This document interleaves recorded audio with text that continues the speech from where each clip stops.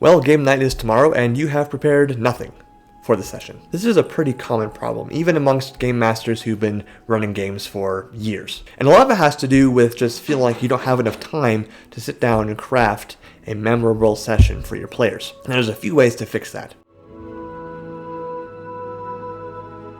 It's honestly very easy if you are running a pre-published module, such as Lost Mines of Phandelver, because all you have to do to prepare, really, is to read the module, and maybe read it twice. And even then, you only have to read the part of the module that you're going to be running for that next session. You're not going to get through the whole game in a few hours. So for example, you might decide, okay, we're going to get through the Goblin Lair at the very beginning, and they're going to get to Phandalin, meet the NPCs, and choose the next objective for their adventure. And that's the session. That's all you have to read. That can take, depending on your reading speed, anywhere from 10, maybe 20 minutes.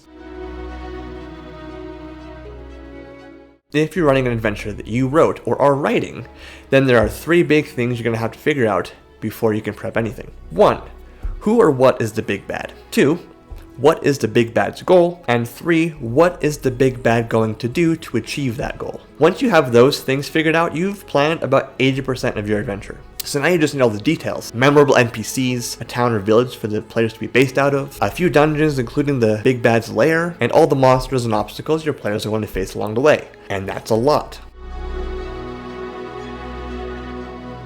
So what you're going to do now is you're going to chunk your adventure. Choose one major plot point you want your players to get through by the end of the next session. For example, maybe the objective is to rescue the missing townsfolk from the abandoned mine that is now infested with kobolds. Now you just need a map of the mine, how many kobolds are in the mine and where they are, where the townsfolk are being kept, and where the kobolds' traps are set, because you can't have kobolds without traps.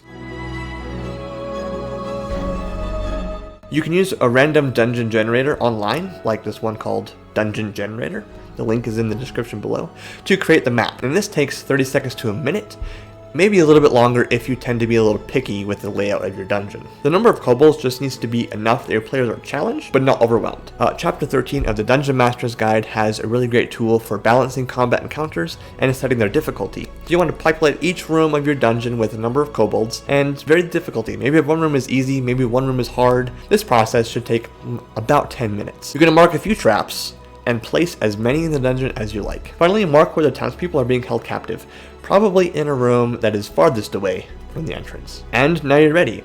You might want to write something that you're going to read aloud to the players to set the scene when you start the game, but at this point you have all the core elements you need for a great session.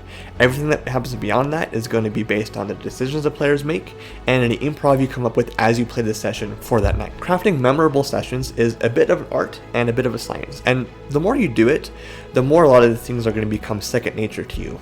And if you've been doing it for a very long time, how do you save time when you prep for sessions? Let me know in the comments below. If you found value in this video, hit the like button, and for more D&D content, hit subscribe.